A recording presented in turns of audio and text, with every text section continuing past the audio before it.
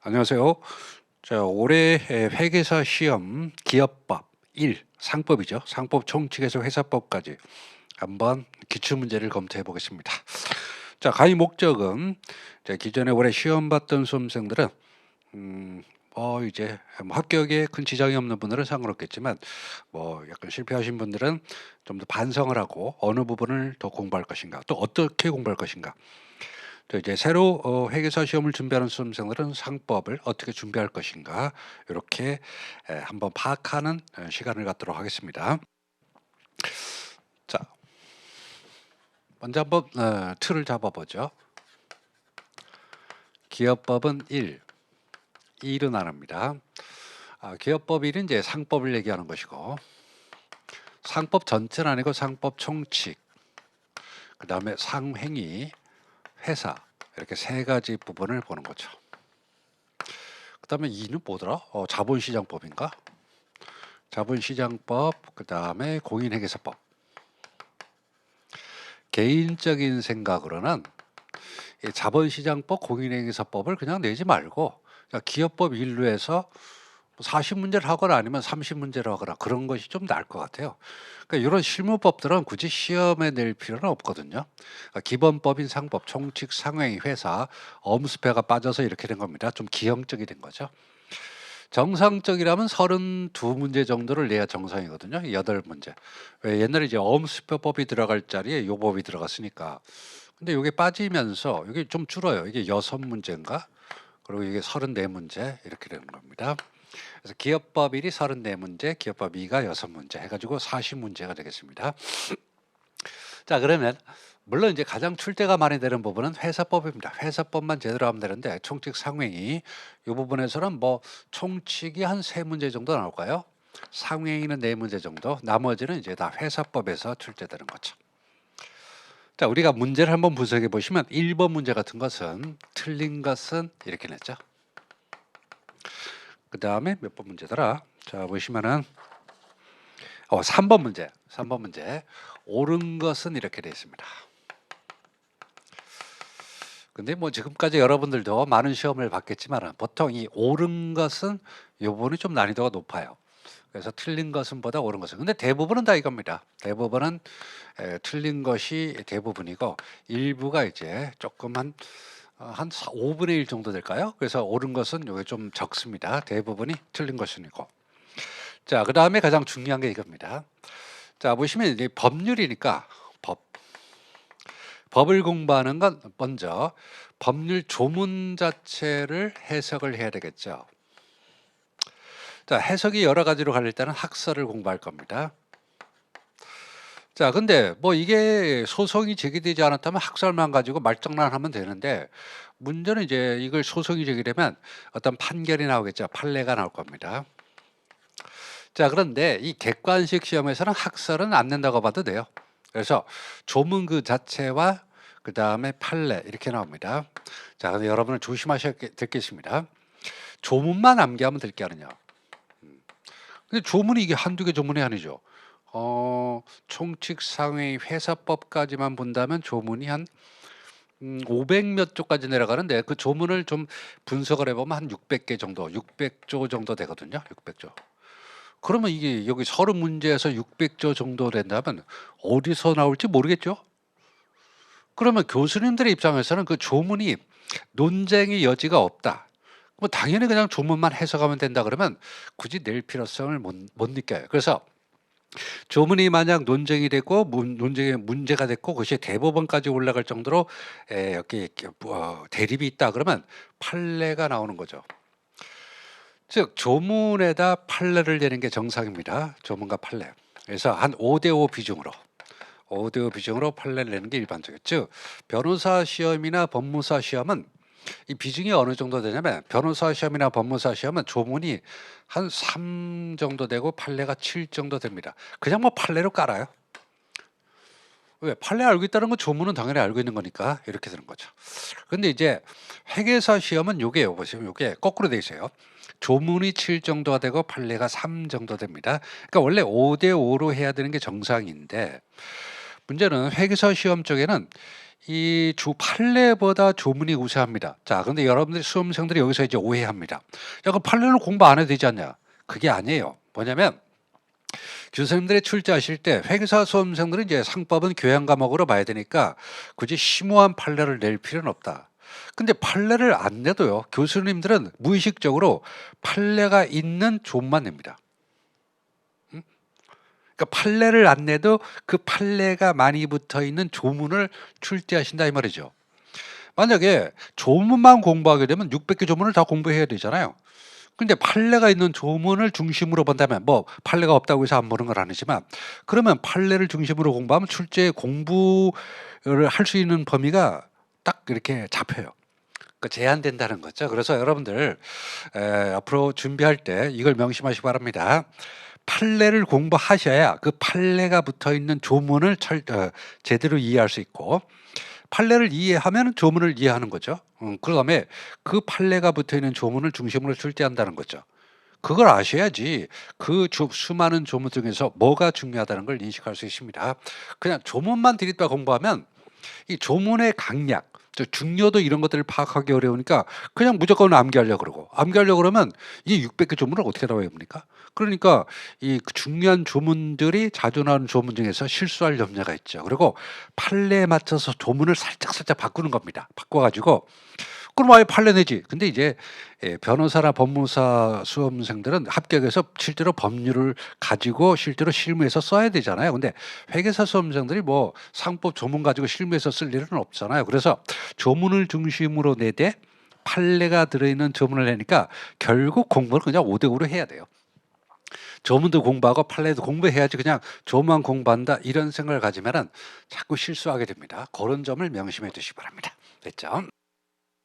자, 그러면 1번부터 한번 차근차근 풀어보도록 하겠습니다. 자, 1번. 상법상 상업사인. 그래서 여기다 한번 볼까요? 자, 상법에서 이제 목차를 보시면은 첫 번째 1번 총칙. 로마자로 할게요. 그 다음에 2번에 상행위. 그 다음에 3번에 회사. 자, 그럼 이제 보시면 회사는 어디서 나오는지 한번 쭉 검토하는 겁니다. 그래서 회사는 첫 번째 통칙, 두 번째 주식회사 설립, 그 다음에 세 번째 주식, 네 번째 주주총회, 다섯 번째 이사회와 대표이사, 여섯 번째 감사, 그 다음에 일곱 번째 상장회사, 특례, 그 다음에 여덟 번째 자본금의 증감, 그 다음에 아홉 번째 자본금의 증감 회계, 그 다음에 열 번째 사채, 그 다음에 11번째 기타 회사. 그러니까 주식회사 말고 근데 뭐 한 명의 사업자 회사, 그 다음에 유한책임회사, 유한회사, 외국회사 이런 것들이 되겠죠. 이런 식으로 주제를 나눠보겠습니다. 1번 상법상 상업사용인에 관한 설명으로 틀린 것은 요거네요. 첫 번째 상업사용인에 관한 설명입니다. 틀린 것은 1항 본점 또는 지점에 본부장, 지점장 그 밖에 지배인으로 인정될 만한 명칭을 사용하죠. 그러니까 지배인은 아니라는 거죠. 지배인은 아닌데 지배인의 명칭을 사용하는 자는 재판상 행위를 제외하고 본점 또는 지점의 지배인과 동일한 권한이 있는 것으로 본다. 편지배인을 말하는 거죠. 외관주의는 원래 소송에는 적용이 안 됩니다. 그래서 재판상 행위는 제외해야 돼요. 설사 편지배인이 지배인과 동일한 권한이 있다 하더라도 재판상 행위는 빼야 된다 그 말입니다. 이형 물건을 판매하는 점포 사용인은 영업주와 동일한 권한이 있는 것으로 본다? 아니죠. 물건만 판매할 권한만 있는 거죠. 점포 첫 번째 줄에 판매 동그라미 점포 동그라미, 즉 물건 판매 점포 사용인은 점포에서 물건을 판매할 권한만 있는 겁니다. 틀렸고. 자, 3항 상업사인은 영업자의 허락 없이 다른 상인의 사용인이 되지 못한다. 겸직금지 의무죠. 경업피지 의무는 두 가지가 있습니다. 경업금지 의무와 겸직금지 의무인데 여기서는 겸직금지 의무를 말하는 겁니다. 4. 상업사용 상업사용인이 경업금지 의무를 위반하여 제3자와 거래하더라도 거래는 유효합니다. 다만 이제 세 가지 효과가 있죠. 첫 번째, 거래는 유효해도 그 다음에 해고 사유가 되고 손해배상을 청구할 수 있고 마지막으로 개입권도 행사할 수 있습니다. 세 가지 효과가 발생하는 거죠. 5. 영업의 특정 및 한 종류 또는 특정한 사항에 관해서 위임을 받은 사용이나 이에 관한 재판 외 재판에 밑줄 모든 행위할 수 있다. 이게 바로 부분적 포괄되는 걸 가진 상업사용, 즉 부포사를 말하는 겁니다. 정답은 2형. 1번 문제 뭐 그냥 맛보기가 아니라 그냥 워밍업으로 문제를 낸 거죠. 상업사용이 난이도는 하급이죠. 하급 정도의 문제를 냈습니다. 됐고. 자, 2번. 상법상 상호에 관한 설명으로 드는 것은 바로 뒤에 상호가 있잖아요. 상호가 있습니다. 상호. 그래서 상법상 상호에 관한 설명으로 드는 것은 뭐냐? 누구든지 부정한 목적으로 타인의 영업으로 오인할 수 있는 상호를 사용하지 못하죠. 그럼 사용하면 어떻게 할까요? 상호권자가 사용 폐지를 청구하는 거면 쓰지 마 이렇게 요구했어요. 사용하지 못하는데 사용을 했다. 그러면 상호권자는 상호 사용하는 자에 대해서 사용 폐지 청구할 수 있고 이미 상호를 등기했다면 상호 등기 말소를 청구할 수 있는 겁니다. 자, 2항, 3항 사항을 좀 묶어볼까요? 2, 3, 4. 상호 가등기를 물어보는 겁니다. 2항 합자 회사를 설립하고자 할 때 본점 소재지를 관할하는 등기소에 상호가등기를 신청할 수 있다. 자, 설립 미적었고 상호가등기 미적었고. 그럼 합자 회사 설립도 되냐? 안 되죠. 그래서 유한책임회사, 주식회사, 유한회사만, 즉 물적회사만 설립 시 상호가등기가 됩니다. 나머지 사망에서 상호나 목적 또는 상호와 목적 변경, 사항에서 본점 이전, 이때도 상호가 등기가 돼요. 근데 3사항의 상호 목적 변경, 본점 이전, 상호가 등기는 모든 회사가 되기 때문에 사망의 유한회사든 사항의 유한책임회사든 아니면 주식회사, 한명회사, 합자회사 다 됩니다. 그러나 2항에서 설립 상호가 등기는 유한책임회사, 유한회사, 유한책임회사, 주식회사, 유한회사만 됩니다. 2항 틀렸고. 5항 상호를 변경 또는 폐지할 경우 2주 내 상호 폐지됐잖아요. 폐지됐으니까 말소해야겠죠. 근데 2주 내 상호를 등기한 자가 변경 또는 폐지 등기를 하지 아니하면 2주 후부터는 이항개인이 그거 쓰지도 않는 상호를 왜 등기돼 있냐. 그러니까 2주 후부터는 이항개인이 등기 말소를 청구할 수 있습니다. 정답은 2항. 이건 중급 정도로 보시면 되겠죠. 중하 정도? 하급이라고 해도 되는데 한 중급 정도 문제, 일본보다는 좀 어려우니까 그래서 상호 문제는 좀 중급 문제라고 보시면 되겠습니다. 자, 3번 문제 볼까요? 옳은 것이네요. 옳은 것이 틀린 것보다는 좀 어렵습니다. 영업양도 안 나오면 섭섭하죠. 상법상 영업양도에 관한 설명으로 옳은 것은 뭐냐? 일단 영업양수인이 채무 인수를 하지 않았음을 전제로 하는 거죠. 여러분들 이걸 생각하셔야 돼요. 영업양도 효과로서 근로관계는 양수인에게 포괄 승계되고 재산은 양수인에게 특정 승계 절차를 밟는데 그 특정 승계 절차를 밟을 때 양수인이 채무를 인수한다 그럴까요? 안 한다 그럴까요? 당연히 안 하지. 내가 왜 가게를 인수하면서 채무까지 인수합니까? 그래서 채무는 보통 인수하지 않는 게 일반적입니다. 그럴 때 양수인이 책임을 져야 되냐 이런 문제가 생기는 겁니다. 1항 옳은 것은 영업을 양도할 경우에 자, 여러분들이 시험 지문을 풀 때요 요걸 잘 활용하시 바랍니다. 사선을 긋는 거죠. 문장을 자르는 겁니다. 요걸 잘 활용하셔야 돼요. 그래서 그냥 이게 소설이나 수필 읽듯이 쭉 읽으면 안 됩니다. 딱딱 끊어서 이렇게 읽는 버릇을 길러야 돼요. 영업을 양도할 경우에 사선, 다른 약정이 없으면 사선, 약정이 없다 그랬죠? 양도인은 20년, 10년 10년간 동일 그리고 다음들 인접 지역에서 동종 영업을 하지 못한다. 약정하면 20년.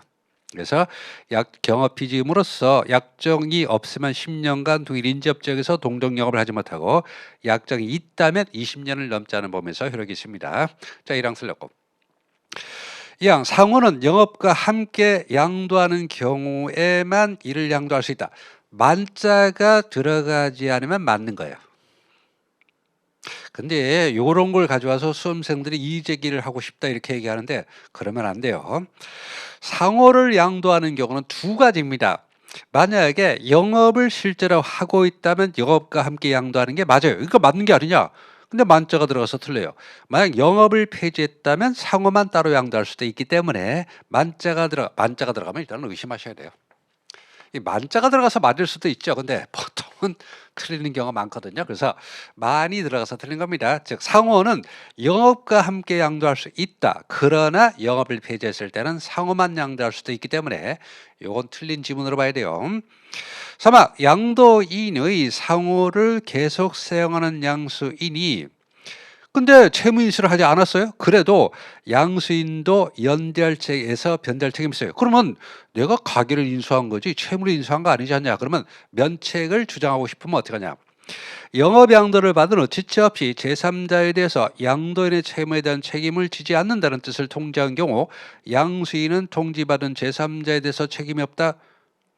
그게 아닙니다. 양수인만 통지하면 안 돼요. 그 첫 번째 줄 있잖아요. 양수인과 양도인이 함께 양수인이 책임을 지지 않는다는 뜻을 통지할 경우에만 양수인이 책임이 없습니다. 또 하나 방법은 있죠. 양수인이 단독으로 면책 등기하거나 또는 면책에 통지하려면 양도인과 양수인이 함께 해야 됩니다. 그러니까 틀렸죠. 오이 상당한 난이도 문제입니다. 4. 주식회사 영업의 전부 양도는 주총 특별히 사항으로서 출석한 주득 요건의 3분의 2와 전체 발행 총수의 3분의 1 특별히죠. 3분의 2와 3분의 1 맞습니다. 5항 양도인의 상호를 계속 사용하는 영업양수인이 양도인의 영업을 일한 제3자 채권에서 변제 책임이 있다면 이때는 양도인과 양수인이 부진정 연대 책임이 되는 거죠. 그리고 상사 소멸시효는 원칙적으로 5년이 맞습니다. 그러나 양도인의 제3자에 대한 채무는 영업양도 2년이 지나면 소멸합니다. 즉 제척기간이 중첩적으로 적용되는 겁니다. 그래서 양도인과 양수인이 함께 책임을 진다면 양도인과 양수인이 연대 책임을 진다면 양도인의 책임은 영업양도 2년이 경과하면 소멸해서 제척기간으로 소멸이 빨리 됩니다. 이 정도면 당연히 상급이죠. 세 번째 영업양도. 영업양도는 상당히 훌륭한 문제입니다. 자 됐죠. 그래서 근데 영업양도는 원래 이 정도 수준으로 나옵니다. 그래서 상법 총칙을 대표하는 게 영업양도라는 거죠. 그럼 여러분들이 이런 느낌을 받아요. 야, 상법 총칙에 이것만 있는 게 아니지 않냐. 요 상업사용인 앞에 상인이 있잖아요. 상인이 있고. 그 다음에 상호와 영업양도 도중에 뭐 상업장부나 또는 상업등기가 있겠죠. 자, 그럼 내년에 나오면 뭐가 될까요? 요거 하나 나오고. 그 다음에 상업등기 하나 나올 수 있고 영업양도 또 내고 이런 식으로 나오는 겁니다. 이렇게 되는 거죠. 그래서 상법 총칙 하나 더 있을 수도 있는데 보통은 상업사용인 상호 영업양도 아주 전형적으로 출제한 겁니다. 딱 기계처럼 해주고 딱 출제했네요. 영업양도 아주 훌륭한 문제 좋습니다. 해설이 많죠. 그럼 해설 한번 보세요. 해설 보시면 1항은 이제 판례가 없는데 좋은 말 있죠. 2항은 보시면 상호는 영업을 폐지하거나 영업과 함께 하는 경우 하나에서 양도할 수 있다. 두 가지 경우죠. 근데 그 밑에 보시면 판례가 있잖아요. 판례가 있죠. 그래서 됐고 그 다음에 3항도 보시면 두 번째 문장 끝에 보면 판례 표시가 되어 있죠. 이런 식으로 이게 판례를 낸 건 아니에요. 판례 낸 건 아닌데 판례가 있는 조문을 냈다고요. 글 명심해 두시기 바랍니다. 판례가 있는 조문이 중요한 조문이다. 이렇게 알아두시기 바랍니다. 정답은 4항이 되겠죠. 자, 4번 상법상 상인 간의 매매에 관한 설명으로 들은 것은 자, 상사 매매가 나왔네요. 4번에 노란색으로 하죠. 4번에 상사 매매가 나왔습니다. 자, 어느 정도 문제인지 한번 보겠습니다. 상사 매매. 상법상 상인 간의 매매에 관한 설명으로 들은 것은 뭐냐? 매도인은 선이다. 목적물의 인도 장소가 매도인의 영업소 또는 주소와 다른 특별시 광역시군이라고 가정하라. 이런 매수인이 목적물 수령할 수 없다면 목적물의 멸실 또는 훼손의 염려가 있다면 매도인은 매수인에 대해서 최고 없이 경매할 수 있다. 좋은 문제. 원래 매수인이 목적물 수령할 수 없으면 매도인은요 매수인에게 최고하고 경매해야 돼요. 그렇지만 최고하는 동안에 목적물의 멸실 또는 훼손의 염려가 있기 때문에 그럴 때는 최고 없이 경매할 수도 있는 거죠. 법원에건 당연히 필요 없고요. 법원에가 필요 없는데 원래는 최고하고 경매해야 되지만 멸실 또는 훼손의 염려가 있기 때문에 최고 없이 경매할 수 있는 겁니다. 자, 이항 매수인의 목적물 수령겁으로 매도인이 목적물을 경매할 때 대금 전액을 공탁한다. 공탁해야 하거나 또는 이제 매매 대금에 충당할 수 있습니다. 정액을 이거 출제 교수님이 좀 성향이 그러네요. 그러니까 두 가지 경우 중에 딱 한 가지만을 단정해서 틀리게 만드는 겁니다. 자, 해설 좀 보시 바랍니다. 1령 상인 간의 매매에 있어서 매수인이 목적물 수령을 거부한다. 또는 이를 수령할 수 없을 때, 그러니까 그 문제에서 1항이 수령할 수 없을 때고 2항이 수령 거부할 때죠. 두 가지 다 해당되는 겁니다. 매도는 물건을 공탁하거나 상당 기간을 정하여 원래 최고한을 경매할 수 있다. 그런데 세 번째 끝에 매수인에 대해서 최고할 수 없거나 목적물의 멸실 또는 훼손의 염려가 있다면 최고 없이 경매할 수도 있다. 그래서 훼손 염려가 있으면 이때는 최고 없이 경매할 수 있습니다. 매도인이 목적물을 경매할 때는 대금에서 경매 비용을 공제한 잔액을 공탁한다. 그러나 그 전번의 일부를 매매 대금에 충당할 수도 있다. 솔직히 이건 좀 마음에 안 드는데요. 자, 보시면 다시 읽어보세요. 2항 올라가 보세요. 매수인이 목적물 수령 거부로 매도인이 목적물을 경매하면 대금을 전액을 공탁한다. 자, 보시면 여기서 이게 출제자가 전액을 공탁한다. 그래서 전액이라고 써 있죠. 근데 해설에서 밑에서 두 번째 줄 보시면 그 대금에서 경매 비용을 공제한 잔액을 이렇게 하는 거죠. 전액이 아니라 경매 비용은 이것은 거기 법원에 그 집행관이 가져가야 되니까 경매 비용을 빼고 공탁한다는 거죠. 잔액이죠. 전액이 아니라 잔액입니다. 이런 건 별로 마음에 들지 않는 문제. 너무 뭐라 그러나 수험생들을 농락하는 문제죠. 전액이 아니라 잔액이다 이 말이죠. 그러니까 경매 비용은 집행관이 가져가요.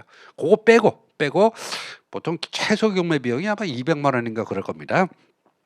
그래서 공제한 잔을 공탁한다. 그러나 전부나 일부를 매매 대금에 충당할 수도 있다. 그러니까 두 가지가 들었죠. 전액이 아니라 경매 비용을 빼고 잔액을 공탁한다. 또는 경매 매매 대금에 충당할 수도 있죠. 별로 마음에 드는 문제는 아닙니다. 수험생들 참 억울하겠죠. 이런 문제. 이거 뭐 전액이냐 잔액이냐 이것 가지고 다투는 거니까. 3화 매매의 성질 또는 당사자 의사 표시에서 일정한 일시 또는 일정한 기간 내에 이행하지 않으면 계약의 목적을 달성할 수 없는 경우, 이걸 확정기 매매라 그래요. 확정기 매매는 당사자 일방이 이행식을 경과하면 상대방이 즉시 이행을 청구하지 않으면 계약을 해제한 것으로 본다는 거죠. 어떤 기념식 같은데 어떤 이제 이게 뷔페 음식을 이렇게 제공한다 뭐 그런 것들 있잖아요. 기념식 끝나면 다 날리는 거 아닙니까? 그런 것들을 얘기하는 겁니다. 4. 매수인이 목적물 검사와 하자 통지물을 이행하고 매매 목적물의 하자를 원인으로 매매 계약을 해지할 때 하자 담보 책임. 매수인은 매도인의 비용으로 매매 목적물을 보관하거나 공탁을 해야 됩니다. 근데 문제로 올라가 보세요. 지금 틀린 것은 그러고 가로치고 매도인은 선이며 목적물의 인도 장소가 매도인의 영업소 또는 주소와 다른 특별시 광역시군이라고 그러죠. 만약에 사항으로 내려가서 하자 통지물을 이행하고 계약을 해지할 경우 매수인은요 동일 특별시군 내에서는 보관하거나 공탁할 필요가 없어요. 근데 지금 문제가 다른 특별시 광역시군이라고 했기 때문에 그래서 보관하거나 공탁을 해야 됩니다. 됐고. 자, 그런데 보관을 하거나 공탁할 때 그 목적물이 멸실될 염려가 있다는 거죠. 그때는 법안 허가를 받아서 경매한다는 거죠. 매수인이 목적물 검사와 하자 통지물을 이행하고 매매 목적물의 하자를 원인으로 매매 계약을 해지할 경우 매매 목적물이 멸실될 염려가 있다면 매수인은 법원의 허가를 얻어서 경매하고 대가를 보관 또는 공탁할 수 있습니다. 야, 조만 가지고도 이렇게 아주 혼란스럽게 냈네요. 상권 문제. 근데 이 영업량도 문제는 뭐 제가 봐도 아주 훌륭한 문제라고 봅니다. 이게 상급은 상급인데 좀 지저분한 상급이네요. 그렇죠? 잔액하고 전액 그걸 헷갈려서 수험생들 많이 틀렸을 것 같은데 경매 비용은 당연히 빼고 공탁하는 겁니다. 그래서 이 항이 틀렸습니다. 별로 바람직한 문제는 아닌 것 같아요. 그래서 어쨌든 난이도는 상당히 높은 문제입니다. 상이라는 거죠. 됐고. 자, 5번 상법상 상업장부와 상업등기. 있네요. 상업장부 상업등기가 있네요. 그래서 여기 5번에 상업장부 그 다음에 상업등기 있네요. 별로 어려울 것 같지는 않습니다. 자, 보시면 그래서 상법상 상업장부와 상업등기에 관한 설명을 옳은 것은 뭐냐? 상위는 전표, 영수증 같은 걸 얘기하는 겁니다. 이 전표 또는 이와 유사한 서류는 10년, 5년. 상업장부는 10년간 보관한다. 전표는 5년간 보관한다. 이렇게 되는 거죠. 이건 미성년자가 법정 대리인의 허락을 얻어서 영업을 해요? 등기해야 됩니다. 등기해야 돼요. 그래서 미성년자가 영업 허락을 받으면 등기해야 됩니다. 법정 대리인이 비한정 후견인을 위해서 영업할 때는 당연히 등기해야 되는 거죠. 허락을 할 때는 등기할 필요가 없어요. 또 허락을 받을 필요도 없어요. 비한정 후견인은. 그런데 법정 대리인 비한정 후견인을 위해서 영업할 때는 등기해야 됩니다. 비한정 후견인이 뭡니까? 요거는 뭐 어떤 경우에를 할 수 있냐면 그 A 좀 약간 중증의 A 뭐 경증은 아무 상관없고 약간 중증의 ADHD 뭐 이런 것들 분노 조절 장애 뭐 이 정도를 비한정 후견인 이렇게 부릅니다. 그래서 비한정 후견 그러니까 얘가 비한정 후견인 상인인데 얘가 이제 고객하고 거래하다가 좀 기분이 나쁘면 확 폭발하고 그럴 수 있잖아요. 그러니까 법정 대리인이 비한정 후견인을 대리하는 겁니다. 그때는 등기해야 돼요. 사망받고. 등기할 사항을 이를 등기하지 아니하면 제3자에게 대항하지 못한다? 아니죠. 선의 제3자에게 대항하지 못하는 거죠. 그럼 등기할 사항을 등기하면 제3자에게 대항할 수 있죠. 다만 제3자가 정당한 사유로 그때 선의일 때 알지 못하면 그때는 선의 제3자에게 대항할 수 없고 정당한 사유라는 건 객관적 사정, 천재지변 이런 것들을 얘기하는 겁니다. 정답은 사망이 되겠습니다. 요거는 뭐 하급 문제라고 보시면 돼요. 이거 어렵다고 생각하면 안 돼요. 이건 뭐 상업 등기의 가장 기본적인 걸 물어보는 거니까 하급 정도 문제라고 보시면 되겠습니다. 상법 총칙에서 이제 5문제일 거예요. 더 이상은 안 나올 것 같습니다. 그래서 상업사용이라고 상업장부, 상업등기 하급, 상호간 중급 정도. 영업양도는 당연히 상급 문제가 되겠습니다. 됐고. 자, 6번 상법상 금융리스업에 관한 설명으로 들은 것은 6번 금융리스업. 금융리스업 되겠습니다. 이게 실제로 다른 시험에서 무지하게 어렵게 나와요. 금융리스가 이게 좀 금융리스가 금융의 일종인가 맞는데 일종의 뭐 수수료 이런 식으로 해서 상당히 일반 금융으로 치환하게 되면 굉장히 고금리가 되거든요. 그래서 금융 수업이 상당히 많이 나오는데 자 어느 정도 되는지 볼까요? 6번 상법상 금융리스업에 관한 설명으로 들은 것은 뭐냐? 금융리스 물건을 공급하는 자는 공급계약에서 정한 시기 외에 물건을 리스 이업자에게 리스업자는 리스 이용자에게 인도해야지 뭐 리스 물건을 쓰는 사람 이용자에게 인도해야지 리스업자에게 인도할 필요가 없죠. 틀렸고 이왕 리스 이용자는 리스 물건 그러니까 리스 이용자가 수령한다고요. 그러니까 리스 공급자가 물건을 이용자에게 인도하니까 이왕에서 이용자가 물건을 수령하는 거죠. 수령할 이후에는 선량한 관리자의 지로서 리스 물건을 유지 관리한다. 왜냐하면 소유권이 리스업자에게 있기 때문에 그래요. 맞고. 만약에 리스 물건이 공급계약에서 정한 시기와 내용에 따라 공급되지 않으면 리스 이용자는 공급자에게 야 뭐 이따위 물건 보냈냐 해서 직접 손해배상을 청구하거나 공급계약의 내용에 적합한 리스 물건인들을 청구할 수 있습니다. 이게 중요한 이유가 뭐냐면 공급계약은 이용자와 공급자가 체결한 계약이 아니라 리스업자와 공급자 간의 체결한 계약이거든요. 근데 물건을 이용자가 받았잖아요. 이용자가 받은 물건이 적합하지 않으면 직접 이용자가 공급자에게 손해배상 청구 또는 공급계약의 내용에 적합한 물건을 인도를 청구할 수 있는 겁니다. 됐고. 만약에 리스 이용자가 책임 있는 사유로 리스 계약을 해지할 때 이용자의 책임 있는 사유로 리스 계약을 해지한다. 리스업자는 잔존 금리스로 상대에게 일시지급 또는 리스 물건의 반환을 청구할 이게 주로 뭘 말할까요? 리스 이용자의 책임 있는 사유가 뭐 리스를 연체하는 거죠. 그러면 리스업자가 계약을 유지할 수 없죠. 그래서 리스 이용자의 책임 있는 사유로 리스 계약을 해지하는 건 리스업자가 해지하는 거죠. 리스업자는 잔존 금리스로 상당히 일시지급 또는 리스 물건의 반환을 청구할 수 있습니다. 이게 의문이 들어야 돼요. 보세요. 리스 계약을 해지하는 건 알겠는데 근데 리스업자가 왜 잔존 금리스로 전액을 일시지급을 청구하냐? 일종의 징벌적 내용입니다. 야, 너가 해지하는 너가 리스를 못 내는 바람에 내가 해지하는데 리스 물건을 또 다른 사람에게 리스하기는 어렵잖아요. 그러니까 리스료 상당에게 일시지급을 청구하는 겁니다. 그래서 물건 반환을 청구할 수 있다. 만약에 이용자의 중대한 사정 변경으로 리스 물건을 계속 사용할 수 없다면 이때 리스 이용자는 계약을 해지할 수 있습니다. 그래서 3개월 전에 예고하고 리스 계약을 해지할 수 있습니다. 이게 왜 중요하냐면 잘 보세요. 금융 리스는 금융의 일종이기 때문에 원칙적으로는요. 리스 기간 동안은 리스 계약을 해지할 수 없는 게 원칙이에요. 없는 게 해지를 못하는 게 원칙인데 여러분들 은행에서 대출 받았어요? 근데 갑자기 목돈 생겨서 은행에 대출금 다 상환하려고 그럽니다. 그러면 은행 직원이 뭐라 하냐면 이거 안 됩니다. 왜 은행은 이자 받아 먹고 사는데 돈 목돈 생겨도 그 대출금을 일시로 갚아버리면 어떻게 돼요? 이자를 못 받잖아요, 은행에. 그래서 위약금을 내야 됩니다. 근데 원래 금융리스는 원래 계약이 임의적으로 해지할 수가 없는데 이용자가 책임이 있을 때는 리스업자가 해지할 수 있고 어항에서 이용자가 중대한 사정 변경되면 예외적으로 이용자가 해지할 수 있는 경우가 두 가지 경우가 있다. 그래서 중요한 겁니다. 중요한 거죠. 자, 그래서 정답은 1항. 물건의 공급자는 공급계획에서 정한 시기에 따라 물건을 리스업자에게 인도하는 게 아니라 이용자에게 인도하는 거죠. 중급 정도 문제라고 보시면 돼요. 중급. 상급이 아니에요. 중급이. 판례가 한 두세 개 들어가야 상급 문제지. 이 기밀리스업 문제는 중급 정도 문제라고 보시면 되겠습니다. 7번. 상법상 운송주선업과 운송인에 관한 설명으로 옳은 것은 8번? 7번? 7번 보시면 여기다 집어넣어야겠죠. 그래서 뭐 운송주선업 이거 물건입니다. 물건. 운송업은 물건 여객이 다 포함되죠. 물건 여객이 다 포함되는 겁니다. 됐죠. 우리가 집 밖에 나오면 운송업자와 안 만날래요? 안 만날 수가 없죠. 버스 지하철 탄다 다 운송업이죠. 자, 그러면 상법상 운송주선인과 운송인에 관한 설명으로 옳은 것은 뭐냐? 자기 명의로 물건 운송 및 여객 운송 주선을 영업을 하는 자를 운송주선인이라고 부른다?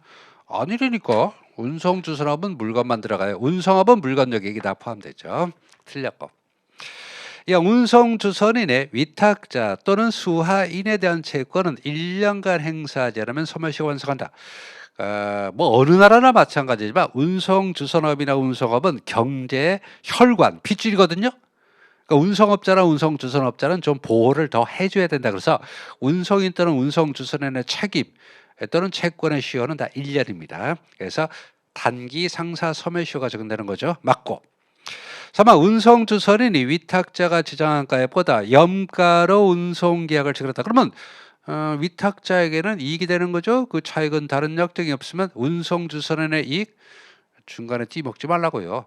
위탁자 이익으로 하는 겁니다. 요거는 별도 규정이 있는 게 아니라 운송주선업은요. 자기 명의 타인의 계산으로 영업을 한다는 측면에서 위탁매매와 똑같기 때문에 위탁매매업의 지정가액 준수 의무를 운송주선업에도 준용을 하는 겁니다.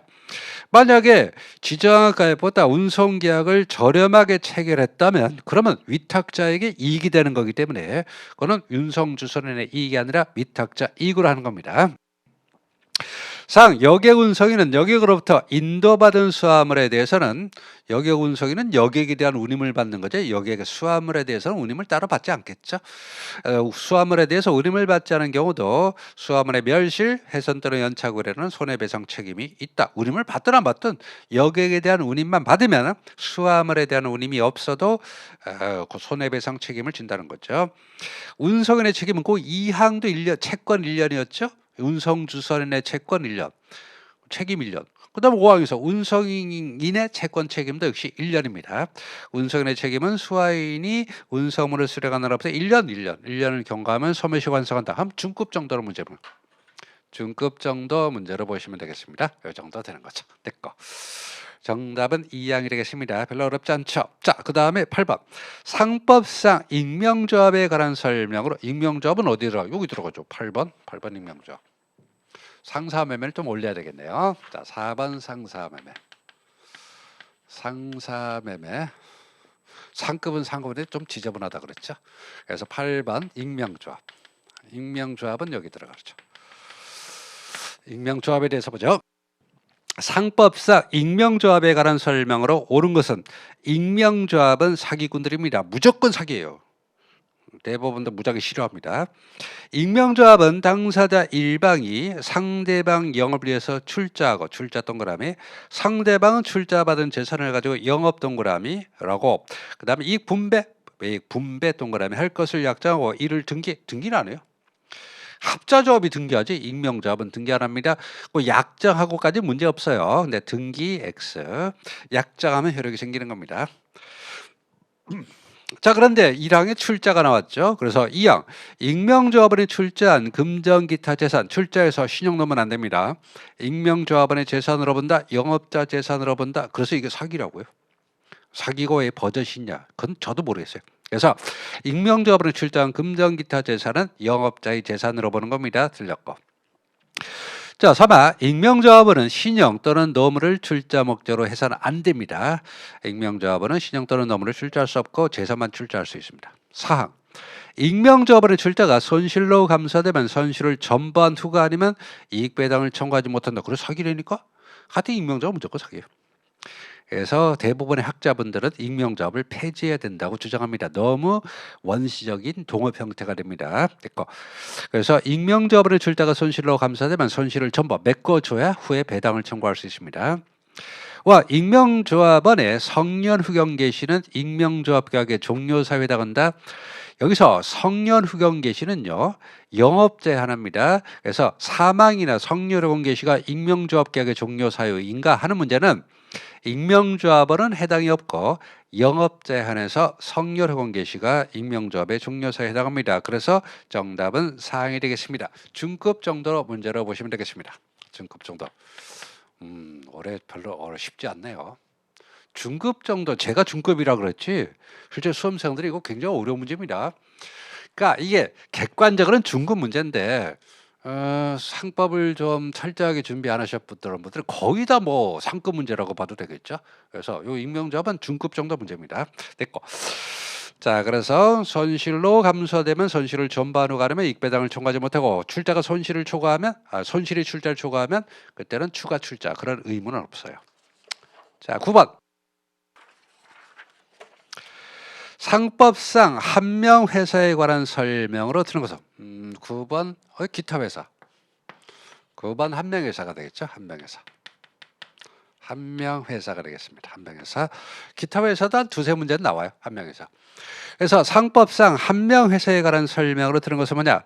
사원은 뭐 절대로 지분양도 못한다 그런 건 아니에요. 사원은 다른 사원의 동의를 얻지 않으면 그 지분의 전부 또는 일부를 타인에게 양도하지 못한다. 맞죠? 이양 사원은 다른 사원의 동의가 없으면 회사 영업불에 속한 거래하지 못한다. 그렇죠? 경업피지임은 다른 사원처럼 되게 회사와 거래하는 건 어때요? 그때는 과반수. 그 2, 3항을 묶어놓으세요. 2항은 어떻게 돼? 2항은 사원은 다른 사원의 동의 미죠. 영업불에 속한 거래 미죠. 3항 보세요. 사원은 다른 사원 가바수 결의 미죠. 회사와 거래 맞죠? 아주 상당히 좋은 문제네요. 2, 3. 그 다음에 4. 회사가 합병을 하면은 당연히 총사는 구조조정이니까 총사노동이. 청사인이 회사 영업에 전부 또는 일부를 양도하면 총사인의 동의가 아니라 과반수 동의입니다. 왜 그럴까요? 안 나오니까. 오늘 보시면 청사하는데 뭐 사원들이 제대로 나오겠습니까? 그래서 과반수 정도면 돼요. 과반수 정도면 됩니다. 뭐 하급 정도 문제로 볼 수 있겠죠. 상급 문제 아니에요. 그냥 보통 한 명 회사에서 가장 일반적인 걸 물어본 겁니다. 판례 정도 들어가야 중급이라고 볼 수 있겠죠. 하급 정도 문제로 보시면 되겠습니다. 지금 제가 상중하가 객관적인 기준으로 말하는 겁니다. 객관적인. 그러니까 여러분이 실제 시험 보셨던 분들이 이게 어렵다. 그건 여러분이 공부를 좀 덜 한 겁니다. 공부를 했음에도 불구하고 어렵다. 그럴 때 상급 문제로 취급하는 거죠. 이거 그냥 뭐 하급 정도 문제로 볼 수밖에 없어요. 됐고. 자, 10번. 상법상 회사의 조직 변경에 관한 설명으로 들은 것은 10번 통칙. 통칙 마지막 부분에서 10번에 보시면 이게 번호가 겹치네. 그래서 이렇게 동그라미 하죠. 이렇게 하는 수밖에 없네. 1, 2, 3, 5 그렇죠. 4, 8, 7, 6. 그다음에 아까 한 명에서 됐고 자, 그럼 10번. 10번 조직 변경. 10번은 뭐죠? 10번은 조직 변경, 10번 조직 변경. 어느 정도 수준인지 보겠습니다. 조직 변경 10번. 조직 변경은 통칙 부분에 있습니다. 그래서 상법상 회사의 조직 변경에 관한 설명으로 드는 것은 뭐냐?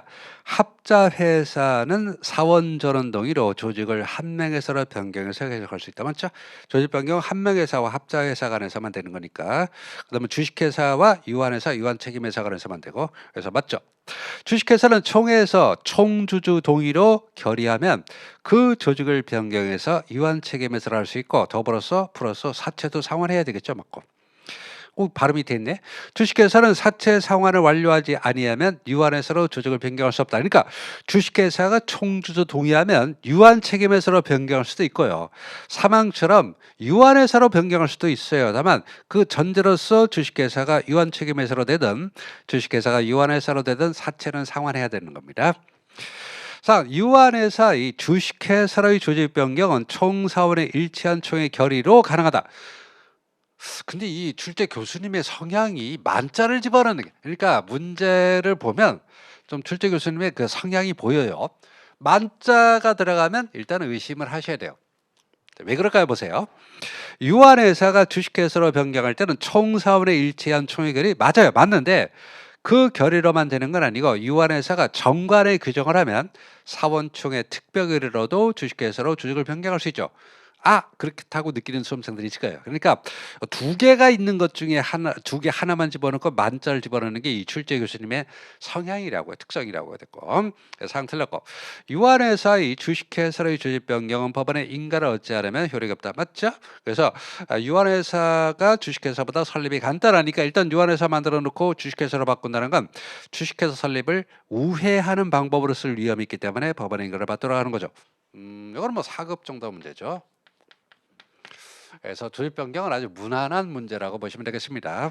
그래서 유한회사는 정관의 규정이 있다면 총사원의 일치가 아니라 사원총회 특별히 반수 4분의 3의 결의로 주식회사로 조직을 변경할 수 있습니다.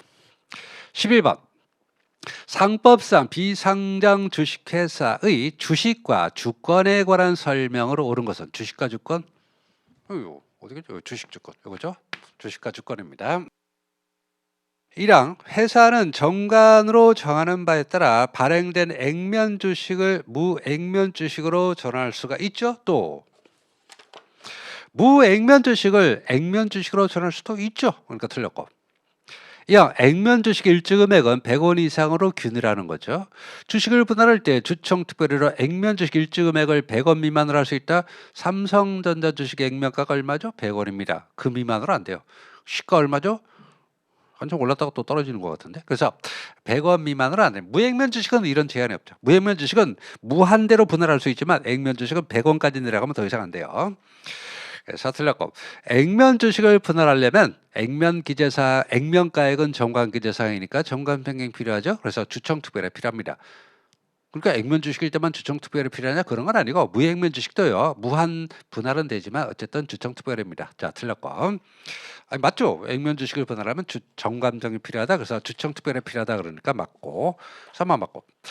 자, 4. 주주가 주권에 불소지 신고를 하면 해당 주식 양도는 주권 기업 없이 당사자 간의 주식 양도에 관한 의사의 합치만으로 할 수 있다. 큰일 날 소리 하죠. 주권의 불소지 신고를 한 후에는 주식 양도나 담보 설정 서류 취소가 안 돼요. 그러면 주식을 양도하고 싶다. 그러면 어떻게 하냐? 불소지 신고한 다음에 언제든지 주권의 발행 또는 반환을 청구할 수 있습니다. 어쨌든 불소지 신고한 상태에서는 주식 양도 안 돼요. 안 됩니다. 안 돼요. 그래서 틀렸고. 자, 5항 회사는 액면 주식을 무액면 주식으로 전환할 경우 2주 이상 기간을 정하여 그 뜻과 분할한다는 뜻과 그 기간 내 주권을 회사에 제출할 것을 공고하고 주주명부에 기재된 주주와 질권자, 여기서 주주명부에 기재되니 주주와 질권자를 동시에 수식합니다. 그래서 주주명부에 기재된 기명주주, 그 다음에 주주명부에 기재된 질권자, 등록질권자에 대해서 각별로 통제한다. 이게 주식병합 절차거든요. 즉 주식을 액면과 무액면을 전환하는 절차는 그 밑에 해설 보시면 주식 병합 절차 규정을 준용한다. 이렇게 되는 겁니다. 됐죠? 그래서 보시면 이게 몇 번이지? 이게 보시면 이게 11번이죠? 보시면 11번에서 액면 주식과 그 다음에 무액면 주식을 설명하는 거죠. 무액면 주식. 뭐 하급 문제라고 보여요. 이것도 하급이죠. 일종의 하급 문제. 그것도 별로 어려운 건 아닙니다. 그래서 종류 주식이 들어가야지 어려운 거지. 액면 주식과 무액면 주식은 그렇게 어렵지 않으니까 하급 정도 문제라고 보시면 되겠습니다. 됐고. 그다음에 12번. 상법상 자본금 총액이 10억 원 이상인 이사회가 있다는 말입니다. 비상장 주식회사의 주식 양도에 관한 설명으로 드는 것은 주식 양도는 크게 두 가지가 있어요. 주식 양도 제한을 물어보는 거냐 아니면 주식 양도 방법을 물어보는 거냐 하는 문제인데 가만히 보니까 양도 제한을 물어보는 것 같아요. 그래서 12번 주식 양도 제한. 여러분 법이 바뀐 거 아시죠? 자기 주식 취득 제한에서 아주 많은 내용이 바뀌었습니다. 3차 규정으로 바뀌었으니까 그 공부할 때 잘 참조하시고. 자, 그러면 주식 양도 제한입니다. 주식 양도에 관한 설명으로 들은 것은 뭐냐? 1 항 회사는 정관으로 정하는 바에 따라 발행하는 주식의 양도에 관해서 이사회 승인을 받도록 할 수 있다. 이렇게 제한이죠. 제한이고. 2항 주식 양도에 관해서 이사회 승인을 얻어야 할 경우 주식을 양도하고자 하는 주주가 회사에 대해서 양도 승인을 서면으로 청구했다면 서면으로 청구하면 무조건 서면으로 해요. 주식 양도의 승인은 회사는 청구가 있는 날로부터 1월 내 주주에게 승인 여부를 서면으로 통지한다. 안 하면 어떻게 돼요? 승인한 것으로 보는 것도 됐고. 3번 주식의 양도에 관해서 이사회 승인을 얻어야 할 경우 주식을 양도하고자 하는 주주가 회사에 대해서 양도 승인을 청구했으나 회사가 양도 승인 거부 통지를 했다면 1월 내 승인 여부를 서면으로 통지하라고 했으니까 통지가 거부 통지입니다. 해당 주주는 통지를 받은 날로부터 2주 내 회사에 대해서 양도 상대방의 지정 또는 주식 매수를 청구할 수 있다. 2주입니까 아닙니까? 20일이지 20일. 여러분 기억납니까? 1월 20일 2주 10일 기억나죠? 그러니까 자 회사에 양도 승인을 청구하면 1월 내 승인 여부를 서면으로 통지해 줘야 돼요. 만약에 거부 통지하면 20일 내 회사에 대해서 양도 상대방 지정 청구 또는 주식 매수 청구하고 만약 양도 상대방 지정을 청구하면 2주 내에 지정해 주고 지정된 사람은 10일 내 매도 청구하다. 이거 모르면 상법 공부 안 한 거죠 뭐. 1월 20일, 2주 10일 바로 이사회 승인을 얻을 때 1월 20일, 2주 10일이 적용되는 겁니다. 그래서 2주가 아니라 20일이죠. 상 주식의 양도에 관해서 이사회 승인을 얻어야 할 경우 주식을 양도하고자 하는 주주가 회사에 대해서 양도 승인을 청구했으나 회사가 양도 승인 거부 통지를 하여 해당 통지받은 주주가 양도 상대방 증인해 줄 것을 청구했다면 그 지정 청구를 20일 내에 한다고요. 그게 사망이 틀린 겁니다. 이사회는 양도 상대방을 지정하고 청구가 있은 날로부터 2주 내 주주 및 지정된 상대방에게 서면으로 통지하고 2주 나오잖아요. 2주. 아시겠죠? 2주가 겹치면 돼요. 1월 20일, 2주 10일이니까 뭐야? 사망은 20일이고 사망은 2주잖아요. 2주 내 상대방에게 서면으로 통지한다. 맞습니다. 5항 주식의 양도에 관해서 이사회 승인을 얻어야 할 경우 주식을 취득한 자도 회사에 대해서 취득의 승인을 청구할 수 있으면 맞고 뭐 중급 정도로 보시면 전형적인 중급. 중상도 아니고 중하도 아니고 중중. 딱 주식 양도 제한이죠. 이런 거 틀리면 안 돼요. 안 됩니다. 자, 13번 상법상 종료 주식. 13번 종료 주식. 13번 여기 종료 주식 여기 들어가죠. 종료 주식 안 나오면 섭섭하죠. 종료 주식. 상법상 종료 주식에 관한 설명으로 들은 것은 뭐냐?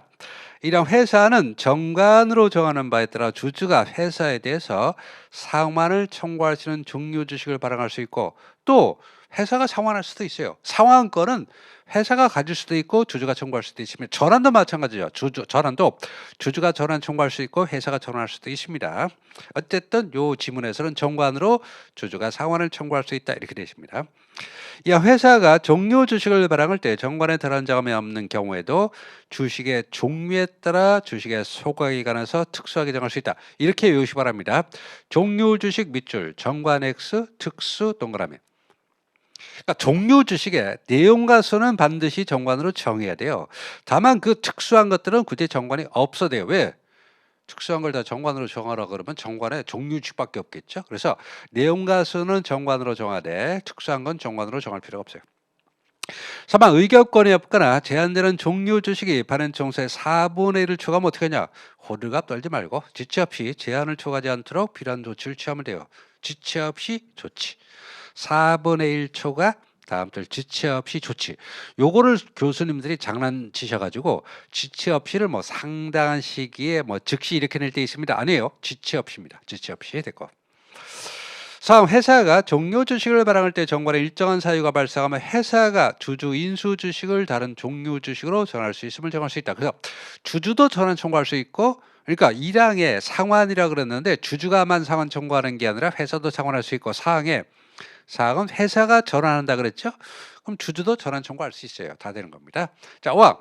회사가 정관으로 정하는 바에 따라 회사 이익으로서 소각할 수 있는 종료 주식을 발행하면 회사는 그 주식 취득대가로서 해당 회사 발행에 의결권 제한 종료 주식을 교부할 수 있다. 자, 보세요. 정관으로 회사의 이익으로서 소각할 수 있는 종료 주식을 발행하는 건 상환 주식이죠. 그러면 그 상환의 대가로서 주식을 취득해서 소각을 해야 되니까 취득해서 소각해야지 그냥 강제로 소각하면 안 되잖아요. 그 대가로서 그 해당 회사의 종료 주식은 교부할 수 없어요. 물론 해당 회사의 모회사나 자회사의 종료 주식은 교부할 수 있지만 그 상환을 하는 회사의 종료 주식을 교부할 수 없습니다. 그럼 왜 그럴까요?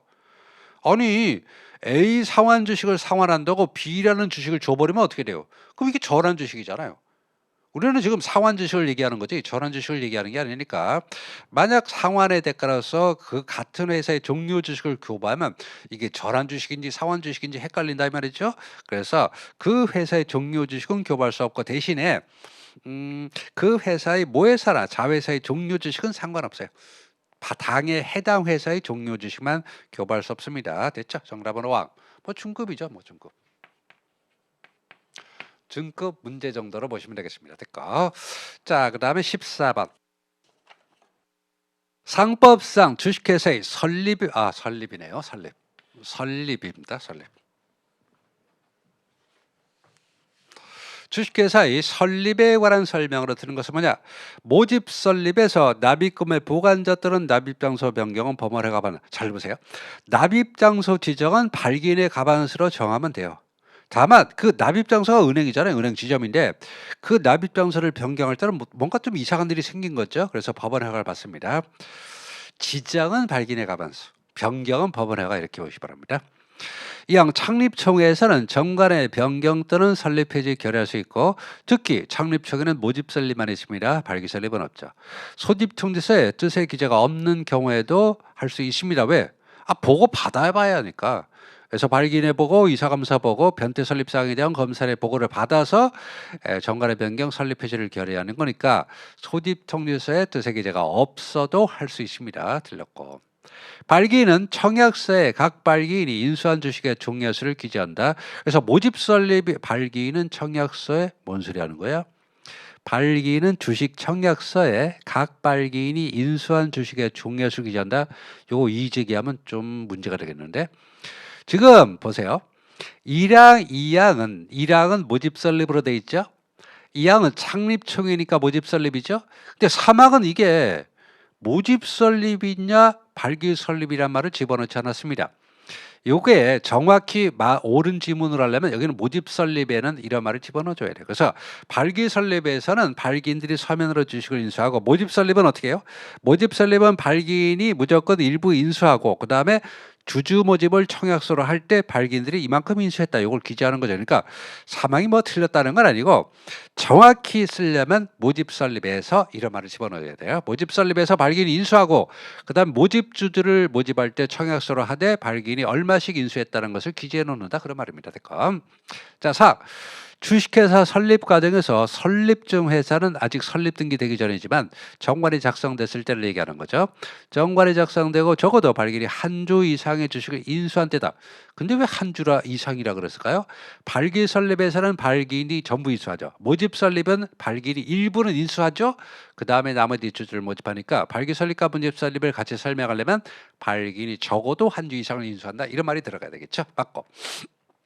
발기 설립에서 이사와 감사는 취무 지체 없이 회사 설립에 관한 모든 사항이 법령 또는 정원에 위반되지 아니하는지 여부를 조사해서 발기인에게 보고한다. 왜?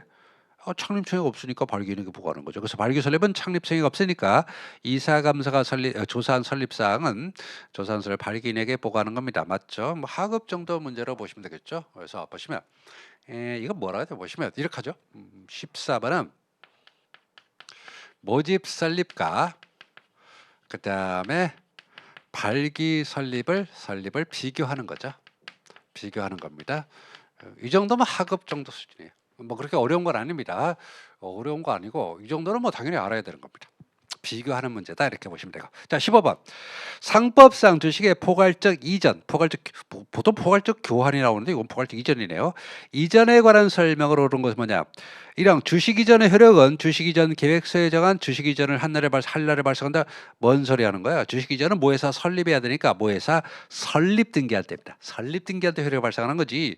이전을 할 날에 보통 설립 등기 하겠죠. 그러면 같은 날이 되겠지만 그건 사실상 같은 날이 되는 것이고 이전의 효력은 모회사 설립 등기할 때 효력이 발생하는 겁니다. 틀렸고. 이항 주식 이전을 무효로 하는 판결이 확정되면 완전 모회사가 되는 회사는 주식 이전을 위해서 발행한 주식의 주주에 대해서 그가 소유했던 완전 자회사가 되는 회사 주식을 이전할 필요가 없다. 돌려줘야지 뭐 무효 판결 났으니까 이전을 자회사 주주들에게 돌려줘야 됩니다. 3화 주식 이전 무효 판결이 확정되면 완전 모회사는 해산의 경우에 준해서 청산한다. 맞죠? 지금 모회사 설립 등기로서 이전이 완성됐는데 이전 무효 판결이 났다는 것은 모회사 설립 등기가 무효가 된 거죠? 그러니까 청산해야지 뭐 문 닫아야지. 정리해죠. 모회사를 정리하고 자회사만 다시 남게 되는 거죠. 상 주식의 포괄적 이전에 따라 설립하는 완전 모회사는 완전 자회사가 되는 회사 주주에게 주식 이전의 대가로 금전을 제공할 수도 있어요. 옛날에 주식만 제공했지만 지금은 그 자회사 주주였던 사람들에게 자회사 주주가 원하는 대로 교부하니까 꼭 금전만 제공할 필요 없어요. 그래서 주식만 제공할 필요 없고 금전을 제공할 수도 있습니다. 이전의 대가가 금전일 수도 있다는 말입니다. 대가. 주식 이전 무효서는 완전 자회사가 되는 회사의 본점 소재재 지방법원에 관할한다. 모회사겠지 뭐 자회사가 아니라 모회사겠죠. 됐고. 학업 문제라고 볼 수 있겠죠. 여기 12, 13, 14 주식의 포괄적 이전. 이전 역시 하급 정도 문제라고 보시면 되겠습니다. 하급 정도 문제요. 중급이나 상급이라고 볼 수는 없습니다. 그래서 이전은 모회사 설립 등기할 때 효력이 발생한다는 걸 머릿속에 딱 전제하고 문제를 푸셔야 됩니다. 이전 될 거. 자, 그 다음에 15번 볼까요? 15번 보겠습니다. 뭐야 이거 교환 이전 다 내버렸네. 이렇게 하는 경우 별로 드문데. 자, 보시면 10번 이건 사채라고 보시면 되고. 자, 그러면 14번 주식의 포괄적 이전. 주식의 포괄적 이전. 이렇게 되면 균형이 안 맞는데. 15번에 주식의 포괄적 교환. 포괄적 교환이 되겠습니다. 그렇죠. 교환은 기존의 회사가 모회사로 바뀌는 거죠. 이전은 새로운 모회사를 설립하는 거죠. 그 점의 차이가 있습니다. 16번 상법상 주식의 포괄적 교환. 16번 맞나? 16번인데? 13. 가만있어 봐. 13번이 종료 주식. 14번이 뭐죠? 14번이 주설리고 이게 15번이죠. 15번. 16번. 이렇게 되는 거죠. 16번 포괄적 교환. 자, 상법상 주식의 포괄적 교환에 관한 설명으로 드는 것은 뭐냐? 이런 주식의 포괄적 교환에서 완전 자회사가 되는 회사 발행 총수의 100분의 90 이상을 완전 모회사가 소유하면 이때 완전 자회사가 되는 회사의 주총 승인은 이를 이사회 승인으로 가름할 수 있다. 간이교환 아시죠? 자, 이형 주식의 포괄적 교환으로 인해서 교환에 관련되는 각 회사 주주 부담이 가중된다면 그 총주주는 아니고 부담되는 주주 전원 동의가 필요하다. 이걸 또 총주주로 잠깐만요. 부담되는 주주 전원 동의. 3번 주식 교환에 의해서 완전 모회사가 되는 회사 2, 3일 감소라서 교환 전에 취임한 자는 교환계약서에 다른 자가 맺는 경우를 제외하고 교환은 최초로 도래하는 결산계약하는 정기총회가 종료할 때 퇴임한다. 이렇게 되는 거죠.